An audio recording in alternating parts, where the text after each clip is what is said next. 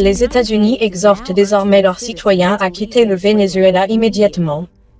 Dans un avertissement sans équivoque publié par le département d'État américain, les Américains ont été invités à quitter le pays au plus vite, alors que les vols internationaux reprennent mais que la situation sécuritaire se détériore rapidement.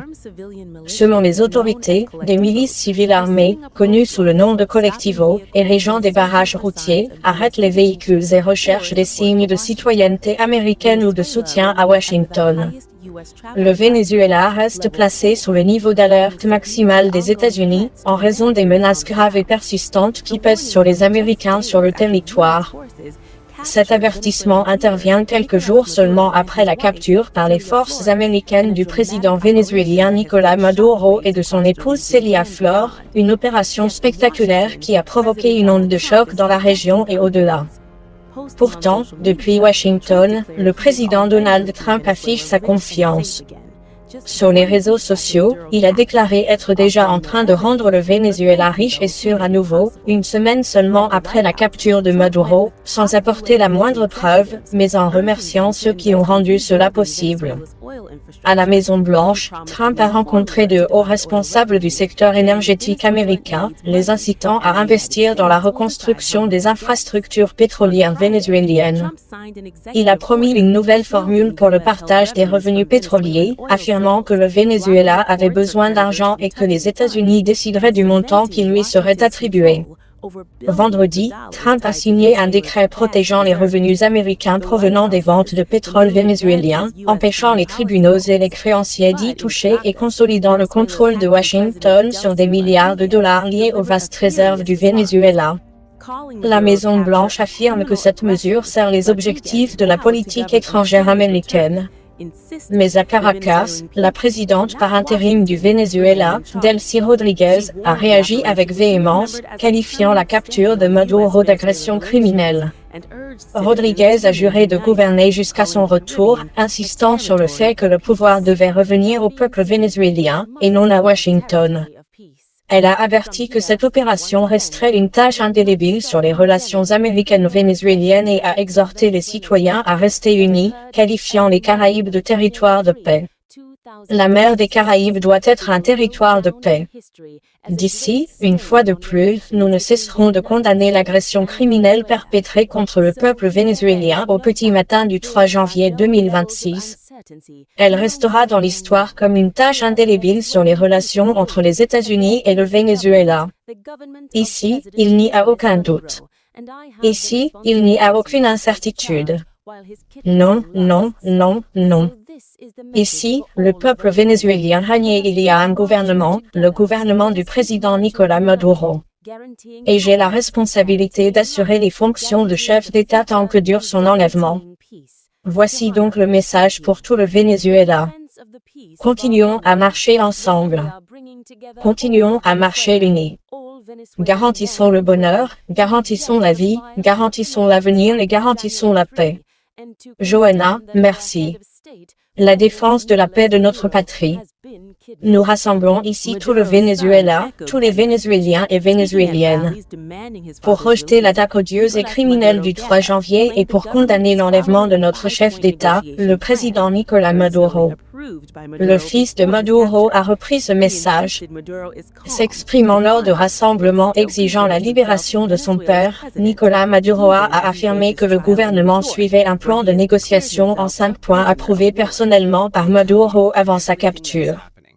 Il a insisté sur le fait que Maduro est calme, déterminé et qu'il se considère toujours comme le président du Venezuela, même s'il est jugé à New York où il s'est déclaré prisonnier de guerre. Je vous le dis, tout ce qui se passe, tout ce que nous faisons aujourd'hui en tant que gouvernement, était le plan de Nicolás Maduro, qu'il a personnellement approuvé. Nous suivons scrupuleusement ses instructions. Il a tracé la voie et il était prêt à toute éventualité. Si quelque chose m'arrive, voici la marche à suivre et vous savez ce que vous avez à faire. Voici le plan pour la patrie. Voici le plan des 7 transformations. Voici le plan de négociation qu'il a approuvé. Les 5 points approuvés par le président Nicolás Maduro en décembre sont ceux sur lesquels nous travaillons aujourd'hui. Et la prospérité que le pays atteindra est le fruit du plan approuvé par le président. Nous suivons ces instructions, avec notre suréné Delcy Rodriguez à la tête de la présidence par intérim et l'équipe du haut commandement politique. Maintenant, ils disent la vérité. Quiconque les croise se trompe lourdement. Il faut écouter les dirigeants. Il faut écouter d'où vient l'information. Unité. Unité. Si auparavant vous n'aimiez pas quelqu'un, eh bien, maintenant vous ne pouvez plus lui en vouloir. Nous devons nous aimer les uns les autres. Tout. Car la seule façon de garantir la paix et la prospérité au Venezuela, et le retour de Nicolas et Celia, est que nous restions unis et au pouvoir, que la révolution continue d'être le gouvernement. L'unité autour du haut commandement politique. Tout notre soutien au président par intérim Delcy Rodriguez, au Dr George Rodriguez, président de l'Assemblée nationale du Venezuela, a dit Diosdado Cabo, ministre de l'Intérieur, de la Justice et de la Paix, au gouvernement bolivarien, au Parti socialiste et au Grand Pôle patriotique, coalition qui inclut le PSUV, et aux forces armées nationales bolivariennes. Applaudissements pour nos forces armées. Nos forces armées sont dignes et résilientes. Plus tard, la vérité sur la façon dont nous avons combattu sera connue. Ce n'est pas à moi de la dire. Ce sera la vérité. Soyons patients. Nous faisons l'objet d'une enquête, mais nous saurons comment nos héroïques forces armées ont combattu jusqu'à la dernière seconde pour protéger notre président. Je l'ai vu à son arrivée à New York. Bonne année. Bonne nuit, a dit mon père, avec sa sérénité habituelle. Je le connais depuis ma naissance. Je le lui ai dit hier en visioconférence. En entendant son ton, ma tante, sa surénée, m'a rappelé et a ressenti la même chose que moi. Il est en paix car il a une foi profonde en notre Seigneur Jésus-Christ. Et parce qu'il a la paix de la conscience, la paix qui découle d'une conscience pure, la paix de l'âme, la paix de l'esprit. N'ayons aucun doute, ils reviendront. Ce sentiment d'impuissance, de douleur, de colère que nous pouvons éprouver doit se transformer en force d'amour, car nous ne sommes pas un peuple vengeur. Nous sommes un peuple en résistance. Mais notre sentiment doit être l'amour. Et nous devons le traduire en organisation. Au sein du peuple vénézuélien, un large consensus national rejette l'agression criminelle dont le Venezuela a été victime le 3 janvier. Le monde a les yeux rivés sur le Venezuela. On nous observe. On voit l'immense dignité du peuple vénézuélien. Il constate la colère du peuple vénézuélien qui se mue en dignité et en organisation. La seconde tâche est de maintenir une mobilisation permanente. Chaque jour, descendez dans la rue, distribuez des tracts, entretenez la flamme, continuez d'exiger la libération des innocents, Maduro et Celia. Les répercussions sont désormais mondiales. Des manifestations ont éclaté à Londres, Paris et Séoul, les manifestants accusant les États-Unis et leurs alliés d'impérialisme, de pillage des ressources et d'ingérence illégale. Je suis ici pour défendre la souveraineté du Venezuela. Je m'oppose principalement au rôle de l'impérialisme britannique dans la guerre contre le peuple vénézuélien. L'impérialisme britannique est impliqué dans la guerre contre le Venezuela sur le plan économique, notamment en jouant un rôle crucial dans les sanctions, mais aussi en bloquant les exportations d'or vénézuélien, y compris pendant la pandémie, période durant laquelle le gouvernement vénézuélien n'était même pas autorisé à utiliser cet or à la Banque d'Angleterre. Leur rôle dans la guerre contre le Venezuela ne s'arrête pas là. C'est pourquoi nous sommes ici pour exiger que le Royaume-Uni mette fin à la guerre contre le Venezuela. Il est inconcevable que les États-Unis, quel que soit leur président, aient le droit d'accuser un gouvernement de quoi que ce soit. Compte tenu du fait que les États-Unis ont causé des dizaines de milliers de morts à travers le monde en envahissant l'Amérique latine, l'Asie et l'Afrique, ils n'ont aucun droit d'agir ainsi et, de toute évidence, ils n'ont aucun droit sur notre pétrole ni sur nos ressources.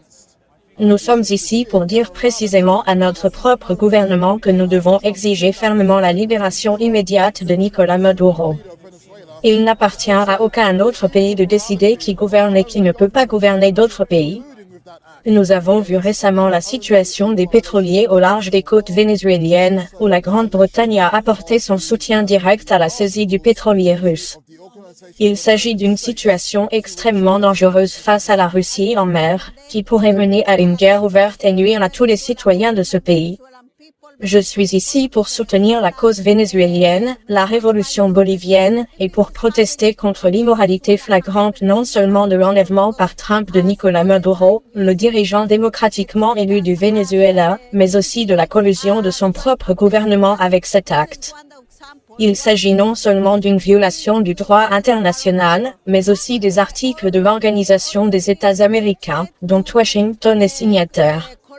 Je condamne l'acte criminel perpétré contre le gouvernement vénézuélien, le peuple vénézuélien, l'économie vénézuélienne, le Venezuela tout entier et toutes les valeurs du Venezuela.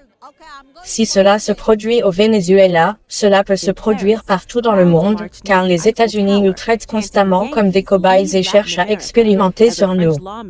Ceci n'est qu'un exemple de ce qu'ils sont prêts à faire n'importe où dans le monde. Trump a déjà proféré des menaces contre la Colombie, le Mexique et Cuba. Et il ne compte pas s'arrêter là, comme lorsqu'il s'en prend aux pays qui défendent le Venezuela. Ils ont dit, d'accord, je m'en prends à vous, puis à Petro. À Paris, des foules ont défilé près de la tour Eiffel en scandant « Yankees, lâchez l'Amérique latine », tandis qu'un député français accusait les gouvernements européens de complicité avec Washington. Personne ne peut empêcher ce crime. Aucune force n'en est capable. Et parmi les pays qui possèdent une telle force, comme la Chine par exemple, seule la Chine pourrait intervenir. Mais ce n'est pas la politique de la Chine. La Chine ne s'immisce pas dans les affaires intérieures des autres pays.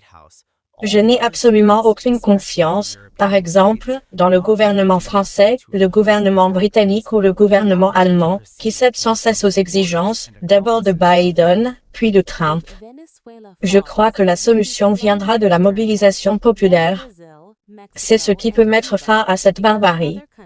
Donald Trump peut se permettre d'agir ainsi car, depuis son arrivée à la Maison-Blanche, tous les autres États, notamment les États européens, non seulement restent passifs face à ses actions, mais le laissent faire et deviennent même ses soutiens et complices.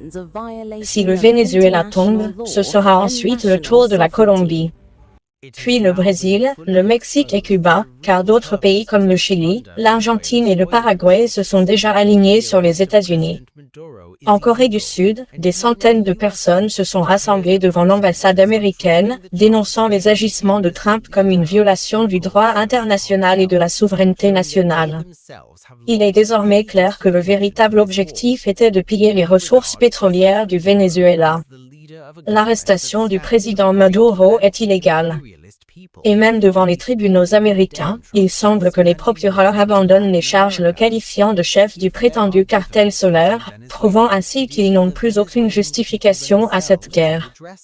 Nous considérons le président Maduro comme le dirigeant d'un gouvernement qui représente le grand peuple anti-impérialiste et nous condamnons fermement Trump pour avoir étendu la guerre à l'Amérique latine. S'il y a des difficultés au Venezuela, c'est au peuple vénézuélien lui-même de les résoudre. L'intervention de Trump constitue une violation du droit international et une atteinte à la souveraineté nationale. Je vois souvent des gens sur Internet affirmer que le droit international n'a aucune importance puisque tout le monde le viole. Mais je pense que cet argument est totalement erroné. Ce n'est qu'en unissant nos voix pour condamner les États-Unis et Trump pour violation du droit international que nous pourrons progresser vers la paix. J'espère que Trump cessera de s'ingérer dans les affaires du monde. Je pense également que même certains de ses propres partisans se retournent désormais contre lui. N'est-il pas contradictoire pour quelqu'un qui prétend mener une politique isolationniste d'intervenir au Venezuela? C'est absurde. Alors que la colère se propage à l'étranger et que la peur grandit au Venezuela, le contraste est saisissant. Washington parle de pétrole, d'ordre et d'opportunité. Caracas parle d'enlèvement, de résistance et de survie. Et pour les Américains encore au Venezuela, le message ce soir est clair, partez immédiatement. Multiple ambassadors to the United Nations, including US allies, criticized the raid on Venezuela. The focus in the country now has turned to security after Nicolas Maduro's vice president, Delcy Rodriguez, was sworn in as acting president. We begin with this report from CGTN's Stephen Gibbs in Caracas. This city and many cities we've been hearing across the entire country really quiet as people take in what has happened, the momentous events over the last 3 days here. Now, what I've been seeing is that shops, which actually in the last few days have been quite crowded as people have stocked up, there's a bit of a sign that things are running out. I've seen some empty shelves in shops around where I am talking to you from. Now, another reason why people don't go out, of course, is the security concerns. And visibly, you see sort of two sides to that. One is the conventional military here are out a bit in force. I came up from the airport yesterday. I saw some military equipment on the road, main road into Caracas, appearing to be preparing in case there was some kind of land attack. Also, we're seeing what are called the colectivos here, which are sort of citizen groups, citizen armed groups often, which are in support of the government, patrolling parts of the city and searching people and asking questions.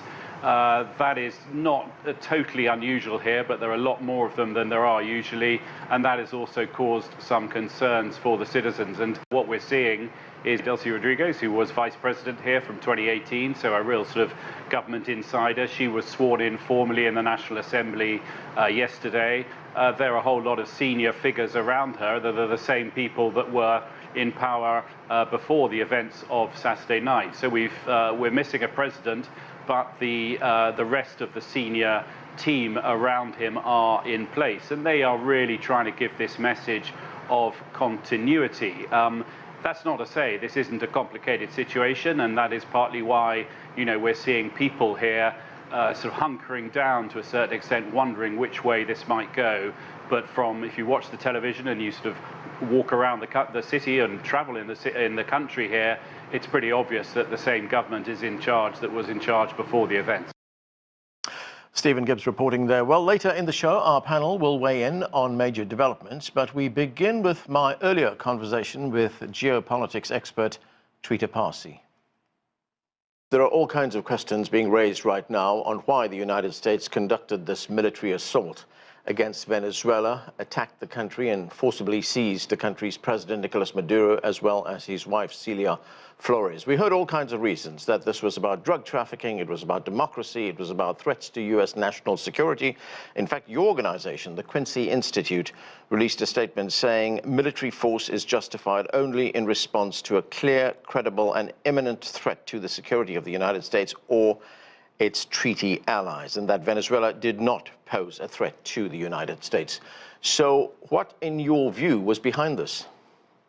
I think a key part behind this, of course, is Venezuela's oil. And it's not necessarily for the U.S.'s own consumption, but rather for the U.S.'s ability to have a greater control over the global oil markets. One thing that is much clearer from the Trump administration than it would have been from any other administration is that this is absolutely not about democracy. This is not about the well-being of the Venezuelan people. This is not about their freedoms or anything like that.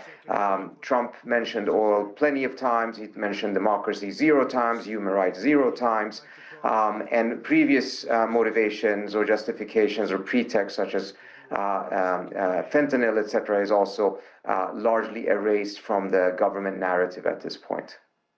Tweeta, if this is about oil, and we do know that Venezuela's oil production is not what it can be, it needs infrastructure, it needs investment. That kind of investment would take years, probably 5 to 10 years before it could get to full production. So what does that mean for the United States? And can the United States control that production of oil without having its military there?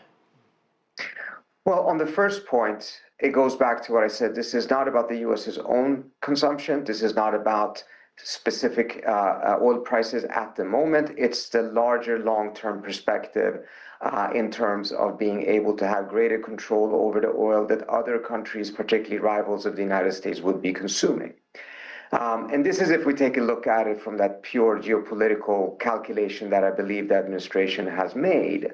And personally, I find that nevertheless to be highly problematic, not only because on at principle level, regime change or efforts of this kind to govern other countries is just simply wrong. And in consequence, we've also seen that this has been tremendously difficult and oftentimes backfired when the US has done this in other places. And I think we should also remind ourselves that all of these other failed regime change efforts actually looked like successes in the short term. Iraq looked like a success for 6 months or so. Libya did so for a short while as well. Afghanistan as well. So the idea that this euphoria that currently exists because the military aspect of this was very, very successful does not in any way, shape, or form indicate that the rest of this is going to be successful and not backfire in the manner that Iraq, Libya, Afghanistan certainly did backfire, not only for the United States, but for the regions that those countries are in. What is the broader message that this assault on Venezuela sends to the rest of the world and to the region as well? The initial response from European allies was very muted. That's allies of the United States, was very muted. But then we did see some more forceful statements being made at that UN Security Council meeting, which took place on Monday. But how do you think this will be seen around the world? Well, first, what the administration is trying to send is to say that the U.S. is now a full hegemon of the Western Hemisphere, that this is a hemisphere that the United States is going to keep its focus on. It is not abandoning empire, it's just abandoning the old contours of the empire, going from global hegemony to hemispheric hegemony. This, of course, will be of a tremendous concern, not just for a lot of the countries in South America who do not want to be under American or anyone else's hegemony, but also in the sense that it will signal to the, particularly to Europe, that the U.S. is now embracing a form of spheres of influence. What I think should be concerning to the world as a whole is that this erosion of international law is tremendously dangerous. I don't think we will fully appreciate what international law has delivered in terms of stability and peace for the world until we actually lose it. And we are now very close to losing it because of actions like this. And it is actually thanks to international law and the fact that after the signing of the UN Charter in 1945, and which the territorial bans were prohibited, that we saw a dramatic decrease. I mean, not a single country has has essentially been wiped off the map through conquest since then. We've seen a significant drop in the number of the amount of territory that has been lost as a result of conquest, a 95% drop. So we lived in a completely different world prior to this, in which actually violent conquest was accepted. And those countries that could do so essentially asserted a right to be able to control new territory. This is the world that we will be returning to if we completely abandon international law, allow it to be eroded in the manner that it currently unfortunately is. Trita Parsi, thanks for joining us. Thank you so much for having me. Okay, to discuss the U.S. actions in Latin America, let's bring in our panel. Here in Washington, D.C., Max Blumenthal is editor-in-chief of The Gray Zone. From New York, Brian Becker is executive director of the Answer Coalition. And Jiang Shishua is director of the Center for Latin American Studies at Shanghai University. He joins us from Beijing. Welcome to all of you. Max Blumenthal, let me start with you. Good to see you. It's been a long time. But as we heard there from Trita Parsi, this military assault by the United States on Venezuela was about oil, about the United States getting its hands on Venezuela's oil, but not necessarily for U.S. consumption. The U.S. wants to control where that oil goes, who gets it, and most importantly, how the recipient of that oil pays for that oil. How do you see it? Well, first, at its core, this was a kidnapping made possible through a terrorist attack, and the kidnapping of a head of state who will be put on trial in a national court in the U.S. in violation of an International Court of Justice decision, meaning that the trial of Nicolas Maduro itself violates international law. This sets a precedent for the final destruction of international law through the implementation of the Don Roe Doctrine to allow the U.S. to take out further heads of state, either through kidnapping or bumping them off. And I can actually see the U.S. regime moving towards a more Israeli-style program of assassination if it doesn't get what it wants, which is just, as Mike Waltz, the UN representative, said today, to take control of countries that are sitting on top of oil reserves that the U.S. believes is rightfully theirs. So the mask of democracy and the values of the shining city on the hill that Reagan or Clinton or Obama or Bush cited in support of various interventions is off. And now we can see what the United States has always been towards Latin American countries, but the United States has finally shed any pretense of doing so in terms of values. And I think this really reflects poorly on the Democrats and the more progressive elements in the US and transatlantic media that have tried to make the case for regime change in the name of human rights or in the name of democracy, supporting a right-wing candidate like Maria Corina Machado. And ultimately, this is what they paved the way for, and this is what they get, and now they are feigning opposition. Right, Max, just on that point of the trial, as you point out, Nicolas Maduro was forcibly seized and moved to the United States. He was hauled into a court in New York. So is this in any way a legitimate legal exercise? Well, as I said, it violates international law. This is also actually what the U.S. was trying to do to Julian Assange. But I just published analysis, or I could even say an indictment of the indictment of Nicolas Maduro and his associates, and one person he's not associated with, who's the head of a gang, Tren de Aragua, over which he has no control, which this is an indictment asserts he controls. And it's an absolute joke, a 25-page pile of heavily politicized slop filled with vague language. And one of the most interesting things about this indictment is that Nicolas Maduro, in order to make the case for his kidnapping and regime change, the Trump administration's DOJ said he was at the top of a cartel called the Cartel of the Suns. They said that in their 2020 indictment.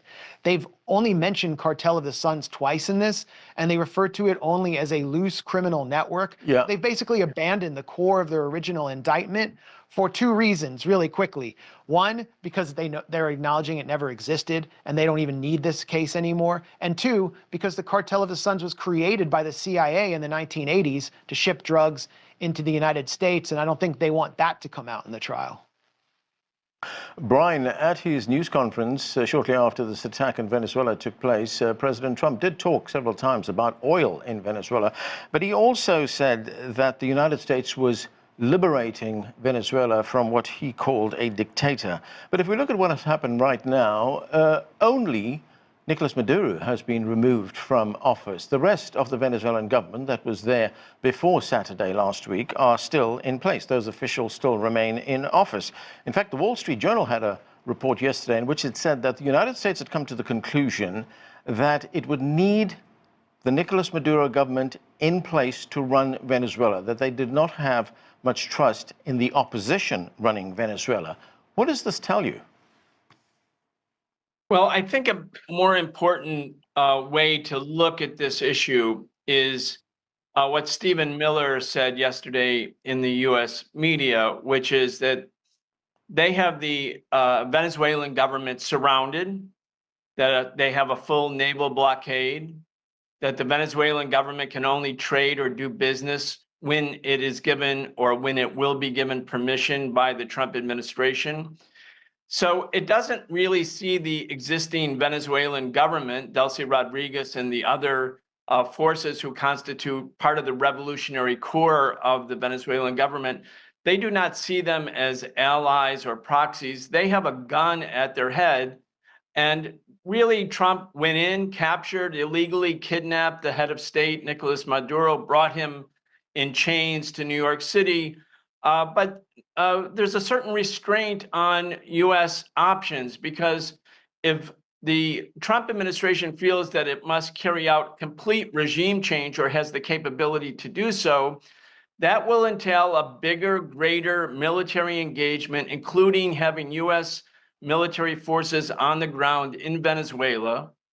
And 70% of the American people, even today, oppose any sort of war against Venezuela. They disagree with Trump's policy. They don't support the kidnapping of Nicolas Maduro. The idea that the U.S. could send troops into Venezuela, well, that will create a social explosion in the United States. So instead, the Trump administration is using extreme terror tactics against the existing Venezuelan government. They're treating Nicolas Maduro as something of a trophy. And then they're trying to say to the other governmental leaders in Venezuela or government leaders anywhere in the world who want to be independent, see what we can do, see what our military capacity is, see what military primacy gives us. We have the ability to come in and capture or kill any of you. So each of you should get down on your knees and do what we tell you to do. And the Venezuelan government is not going to do that. They are staying firm. Delcy Rodriguez said, Nicolas Maduro is our president, even if she, on an interim basis, assumed the office of the presidency. And millions of people in Venezuela are being mobilized. Even people who may have opposed the Maduro government politically are so mortified, so outraged by this illegal kidnapping of their president, whether they voted for him or not. Right now, the Venezuelan government is staying strong. So the only thing the Trump administration can do is threaten more killings, more kidnappings, more terror, and a naval blockade, which is clearly an act of war. Jiang Shishu, to Brian's point about the warning that came from the United States to not just other countries in the region, but also to the world. I mean, what is the message that that sends to the world? Well, as you know, that the Monroe Doctrine plays an important role in the foreign policy of the U.S. So I believe that the U.S. just wants to keep China out of its backyard. So the signal is very clear. But, well, I don't believe that the dream of the U.S. will come true. You know, China's relationship with the countries in Latin America is based on win-win cooperation in economic and trade areas. And as a matter of fact, you know, the U.S. should thank China for making investment or doing trade with countries in Latin America. Now, you know, the U.S. is concerned about the so-called inflow of illegal drugs or illegal migration. Then why there are these two kinds of things? Because the economy in Latin America is not well developed. Okay, so China's investment in the region and its trade with these countries can make the economy of Latin America develop faster and faster. So a more prosperous Latin America would be good for the U.S. Okay, so as the policy paper of China, which was published just 1 month ago, said, China welcomes so-called triple cooperation among China, U.S., and Latin America. And secondly, the policy paper also points out that China's relationship with the region is not targeting against any third party.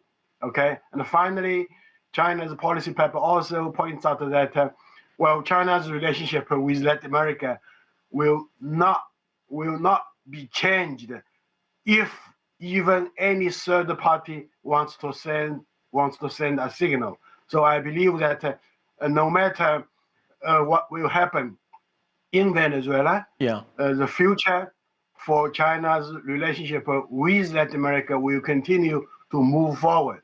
Right. Max, I want to get back to something that Brian said a moment ago, and that is that interview that Stephen Miller had on CNN in which he talked about the motives behind what the United States had done in Venezuela. Let's play part of that. Let's watch. You can talk all you want about international niceties and everything else, but we live in a world, in the real world, Jake, that is governed by strength, that is governed by force, that is governed by power. By definition, we are in charge. We set the terms and conditions. We have a complete embargo on all of their oil and their ability to do commerce. So for them to do commerce, they need our permission. For them to be able to run an economy, they need our permission. So, Max, there it is, all laid out there. What are your thoughts? It's a straightforward distillation of traditional colonialist thinking that was also expressed in Congress today by Senator Tom Cotton, who is a creation of neocon godfather Paul Singer, who now owns Venezuela's formerly most profitable foreign asset, Citgo, through his Elliott Capital Management, and also funded the career of Marco Rubio. Tom Cotton said, if you do not do what I want, speaking to the Venezuelan government, we will continue to strangle you. Your lights will go out. You'll have no food and you'll have no energy, threatening the civilian population of Venezuela. They are just moving to terrorize Venezuela in order to demonstrate that they can get away with this. And they're boasting that approval has gone up for this operation, but that's within a slice of MAGA, within Trump's base, because there were no U.S. casualties that we know of, because it did not appear to have been a major fight in which man pads were used, Russian-supplied anti-aircraft systems were deployed. It looked like from the point of view of an American neocolonialist, a very clean operation. So why not go do it somewhere else like Colombia, where Trump has threatened? Why not do it to Cuba? Why not do it to Mexico, which is supplying Cuba with oil and has a center-left government? And of course, there's Greenland. Maybe they'll declare that there's the Inuit cartel in Greenland, and all that white stuff we see isn't snow but cocaine, and they'll go seize Greenland. Why not? There's not enough pushback. So the Trump administration has this new national security doctrine, which declares essentially their control over the entire Western Hemisphere. They forecasted that. But if you look back at their previous doctrine in the first term, authored by Elbridge Colby, who's now in the NSC, they talk about strategic sequencing. Once they eliminate certain more immediate threats, they're going to move towards the real threat to the US and American primacy, which is China. There's no reason to think that this will be limited to the Western Hemisphere if Trump and his cronies can get away with it. They have a very Israeli mentality here, and it's about assassinating and taking out leadership, and they will move through the entire globe in order to maintain unipolar dominance. This is not, they're not thinking in a multipolar way. Brian, this, of course, also raises the very important question of how does the rest of the world, especially the developing world, protect itself from this kind of predatory behavior? We see the United States has already bombed Nigeria, for one. It carried out that bombing in Iran. It's threatened South Africa as well. In the last century, we saw the anti-colonial fight. You know, we had leaders like Mahatma Gandhi, like Nelson Mandela, Che Guevara, Ho Chi Minh. Are we going to see another group, a new era of anti-colonial leaders emerge to protect the world from this kind of behavior? I think so. I think that it's inevitable, in fact. The U.S. always thinks that military supremacy means that the U.S. will ultimately prevail in wars against people in the global South, people who have suffered from colonialism. That was the thinking in Vietnam. That was certainly the thinking in the second Iraq war in 2003. The U.S. could disperse the government of Saddam Hussein in 3 weeks. They could do that. But then the resistance of the Iraqi people grew and grew because people in Iraq, like people in Gaza, like people anywhere, don't want to live under foreign occupation, don't want to live under colonial dominance. So I think we will go and are going through a new transition. The world has changed a great deal. The relationship of forces between the Western world, the United States, and the global South countries changed radically with the collapse of the Soviet Union and what was then called the socialist camp, who were the allies of countries in the global South that sought independence. But even with that said, even with this changed relationship of forces where there's more aggregate power, military power certainly in the hands of the United States and NATO, I think the endeavor of all people to be free of colonial domination, people who, when they look at what Trump is saying and doing, saying, look, we're going to terrorize you because we can and you can't stop us, that turns people against the United States all over the world. But I also want to go back people in the United States. On Saturday and Sunday, we had demonstrations in more than 140 cities, and that was within 12 hours. And frankly, if American troops go into Venezuela and stay in Venezuela, it won't be hundreds or thousands of people. It will be hundreds of thousands of people. Right. The American people, and I mean people who vote for Trump or people who voted Democrat, people who voted for independents or socialist candidates, people generally are against these kind of forever endless wars. Yeah. And I think that is a restraint on any U.S. government, including the Trump administration. Jiang Shishu, I've just got a couple of minutes left, but I want to ask you about China's view on what has happened in terms of international law. I mean, how concerned is China that the system of international law has been eroded, if not completely broken, and what can China do to restore it? Well, China's position on this issue is very clear. So China wants every country, including the United States, to respect the UN Charter as well as international relations. So China has contacted with some other countries to express their positions at the UN Security Council, as we have seen now. But personally, well, I myself is quite pessimistic about the future. Well, we have international laws, we have UN charters, but the U.S. just does not want to respect. So it's meaningless to have international laws and the UN Charter. So I remember that Chilean President Boric said that today is Venezuela, tomorrow it could be any country. Okay, so as you mentioned just now, that I hope that the global South as well, other countries can get united to resist this kind of hegemonic action in the future. Otherwise, it's really a pity that the human being. Now we are now in the year 2026. Right. Okay, so you cannot believe a president of a country, a sovereign country, could be kidnapped by its hegemonic power. So personally, my view is very pessimistic. Right, and we have to leave it there. Thanks to all of you for being with us. That's it for this edition of The Heat. I'm Arnold Naidu in Washington.